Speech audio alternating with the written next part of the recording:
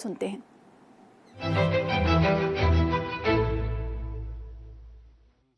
मेरे प्यारे देशवासियों, नमस्कार। मन की बात में एक बार फिर हमें जुड़ने का अवसर मिला है। आज का ये एपिसोड मुझे भावुक करने वाला है। मुझे बहुत सी पुरानी यादों से घेर रहा है।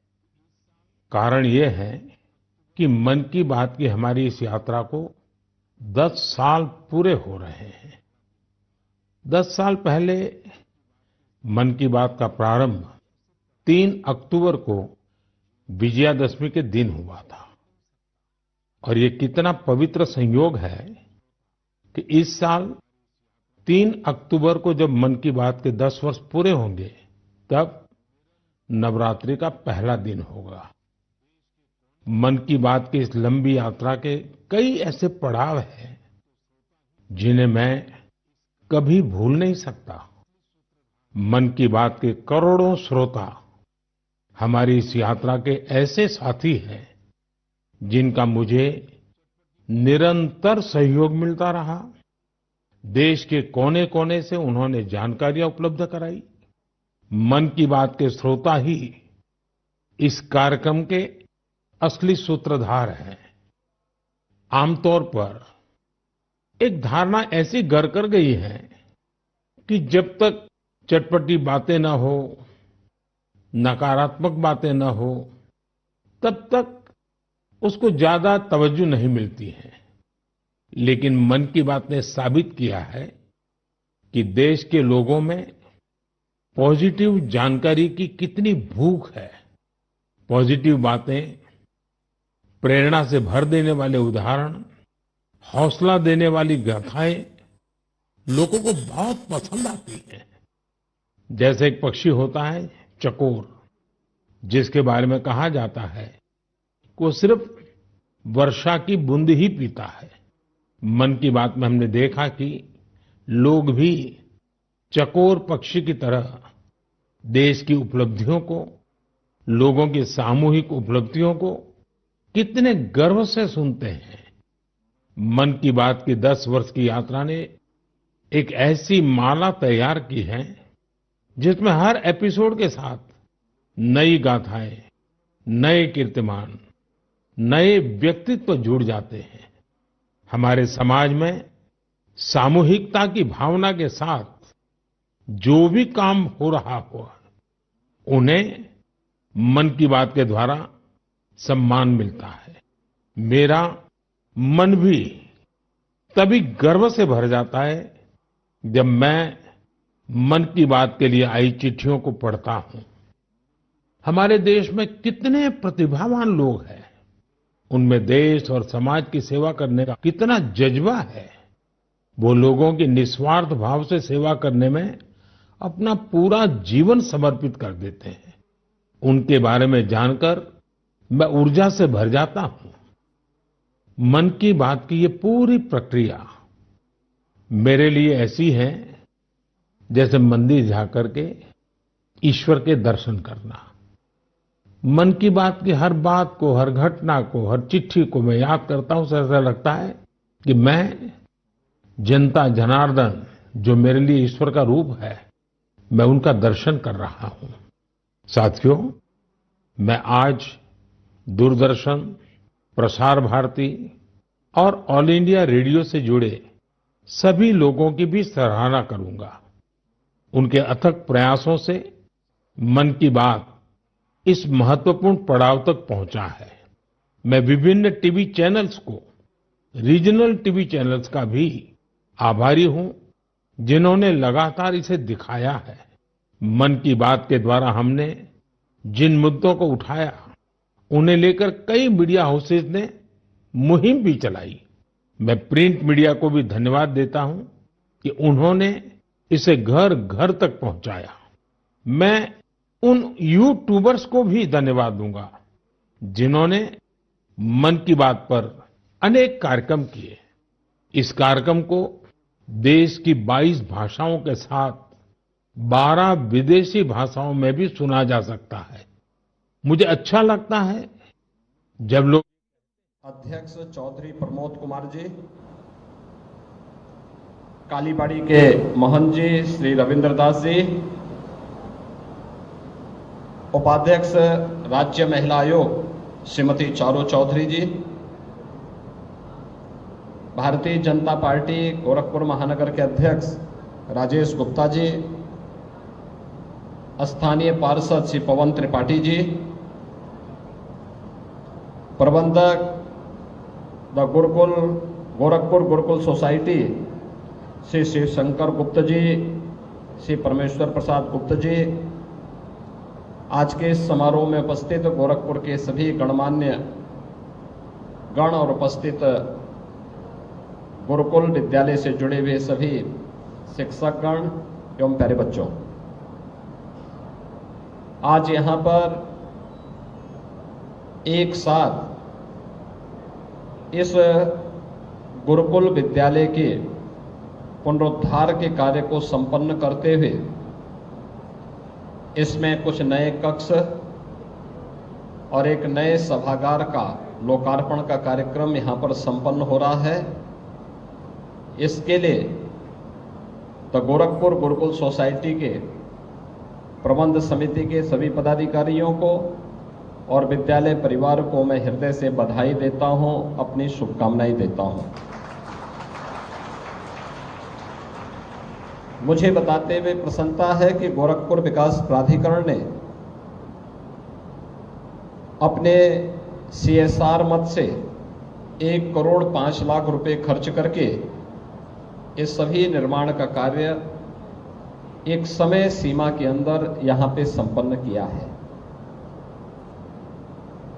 हम लोग अक्सर देखते थे गुरुकुल विद्यालय की स्थापना 1935 में हुई। कहते हैं गुरुकुल विद्यालय से चलने वाली आध्यात्मिक और राजनीतिक गतिविधियों को देख करके देश की आज़ादी के आंदोलन के दौरान ब्रिटिश हुकूमत ने 5 वर्ष तक इस संस्था को बंद करके भी रखा, लेकिन उस सब के बावजूद फिर से यह संस्था पुनर्जीवित हुई और गुरुकुल स्कूल के रूप में ये प्रारंभ हुई। आज यहाँ पे उच्चतर माध्यमिक विद्यालय के रूप में ये संस्था संचालित हो रही है।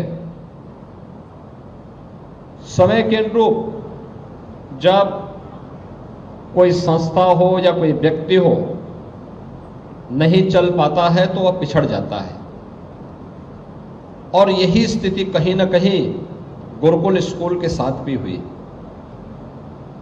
आज की आवश्यकता के अनुरूप उस प्रकार के संसाधन, उस प्रकार का स्वरूप में कमी होने के नाते लगातार छात्रों की संख्या भी कम हुई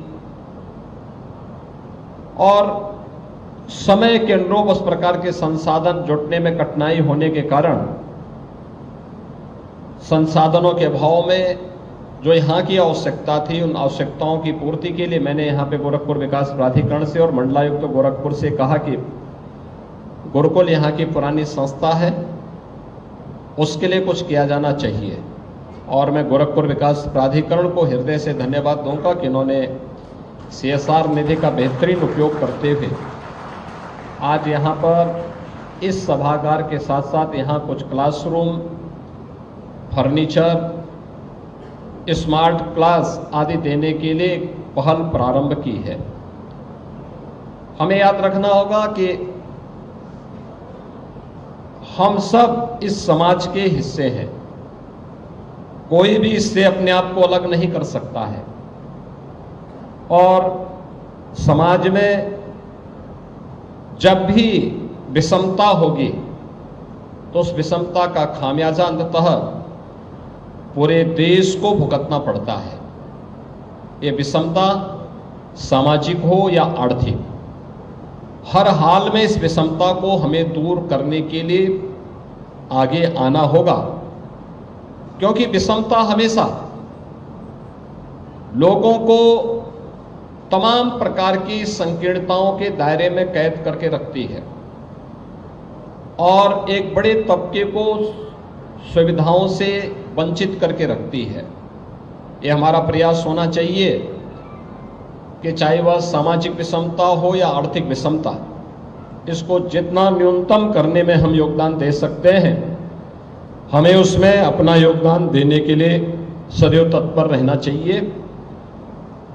और खास तौर पर शिक्षा के क्षेत्र में या स्वास्थ्य के क्षेत्र में एक बड़ा तबका ऐसा है जो आधुनिक शिक्षा अर्जित करने में आज भी वंचित रह जाता है। आखिर उन बच्चों का भी अधिकार होना चाहिए कि वे समय के अनुरूप स्मार्ट क्लास और डिजिटल लाइब्रेरी देख सकें, अच्छे लैब्स देख सकें, आधुनिक ज्ञान के बारे में वे भी जानकारी ले सकें। और यह पहल गोरखपुर विकास प्राधिकरण ने किया। आज अच्छा लगा कि बहुत दिनों के बाद गुरुकुल स्कूल फिर से अपने पुरातन वैभव को प्राप्त कर रहा है। इसके लिए द गोरखपुर गुरुकुल सोसाइटी और विद्यालय परिवार को मैं हृदय से बधाई देता हूं।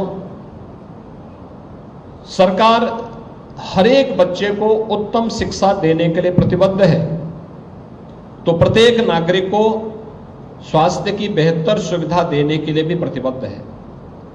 और यही कारण है कि प्रधानमंत्री मोदी जी ने 2020 में, जब पूरी दुनिया इस सदी की सबसे बड़ी महामारी कोरोना की चपेट में थी, तब भारत न केवल कोरोना प्रबंधन के लिए बेहतरीन प्रयास कर रहा था, बल्कि आने वाली पीढ़ी को तैयार करने के लिए एक नई राष्ट्रीय शिक्षा नीति को भी देश के अंदर लागू कर रही थी।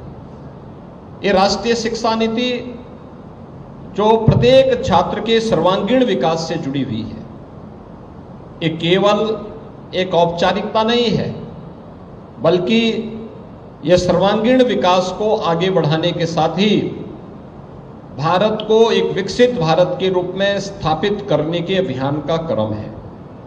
विकसित भारत की इन परिकल्पनाओं को साकार करने के लिए आज जो प्रयास प्रारंभ हुए हैं, उन प्रयासों में शिक्षा की भूमिका क्या होनी चाहिए, यह बेसिक शिक्षा से लेकर के उच्च शिक्षा तक, टेक्निकल एजुकेशन से लेकर के मेडिकल और वोकेशनल एजुकेशन तक हम आज की आवश्यकता के अनुरूप पाठ्यक्रम बच्चों को प्रदान कर सकें। जहां इस दिशा में केंद्र और राज्य सरकार के द्वारा बेहतर प्रयास प्रारंभ किए गए हैं, वहीं स्वास्थ्य के क्षेत्र में भी बहुत सारे प्रयास प्रारंभ हुए। चाहे वह प्राथमिक स्वास्थ्य केंद्र हो, सामुदायिक स्वास्थ्य केंद्र हो, जिला चिकित्सालय हो, इनके सुदृढ़ीकरण की कार्रवाई हो, या फिर एक जनपद, एक मेडिकल कॉलेज की कार्रवाई को आगे बढ़ाने का। आज आप देख रहे होंगे उत्तर प्रदेश के अंदर हम लोग 10 करोड़ लोगों को 5 लाख रुपए सालाना आयुष्मान भारत की सुविधा का लाभ प्रदान कर रहे हैं। यानी 5 लाख रुपए प्रतिवर्ष वे लोग कहीं भी जाकर के अपनी स्वास्थ्य सुविधा का लाभ प्राप्त कर सकते हैं। आज से 5 वर्ष 7 वर्ष पहले यह कठिन कार्य था। लोग उपचार के बहाव में दम तोड़ते थे, लेकिन अब यह संभव हो पाया है। यह स्वास्थ्य और शिक्षा के क्षेत्र में किया जाने वाला ये प्रयास, ये विकसित भारत की ही संकल्पना को आगे बढ़ाने का एक प्रयास है। और CSR निधि में इस विद्यालय को आज पुनरुद्धार के कार्य के साथ जोड़ा गया है। ऐसे ही प्रदेश के अंदर हम लोग जितने भी पुराने गवर्नमेंट इंटर कॉलेजेज हैं, संस्कृत विद्यालय पुराने हैं, जिनमें छात्रों की संख्या है, उनके पुनरुद्धार के लिए भी सरकार से पैसा उपलब्ध करवा रहे हैं। गवर्नमेंट एडेड कॉलेजेज को भी पैसा उपलब्ध करवा रहे हैं, जिससे जर्जर भवन के नीचे छात्रों को न रहना पड़े, बल्कि एक सुरक्षित और सुगम और सुरम्य वातावरण में, एक आध्यात्मिक वातावरण में वे अपना अध्ययन का कार्यक्रम संपन्न कर सकें और भारत के लिए एक सुयोग्य नागरिक हमारी संस्थाएं दे सकें।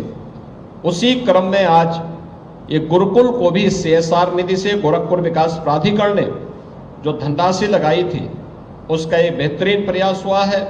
और मैं द गोरखपुर गुरुकुल सोसाइटी से इसी बारे में कहूंगा कि आप इस प्रांगण को और बेहतर बनाने की दिशा में प्रबंध समिति और विद्यालय दोनों को मिलकर के प्रयास करना चाहिए। बेहतरीन प्रयास हो सकता है। सोसाइटी, समाज इसके लिए सहयोग करने को तैयार होगा। और ये अच्छी बात है कि आज भी विद्यालय में यज्ञ हवन के कार्यक्रम यहाँ पे संपन्न होते हैं। ये पुरानी आर्य समाज की वो पद्धति याद करिए, जब तक गुरुकुलों की परंपरा में ये हवन आदि के कार्यक्रम होते थे तब तक वहाँ का वातावरण आध्यात्मिक वातावरण था और पठन पाठन का एक माहौल वहाँ पे था।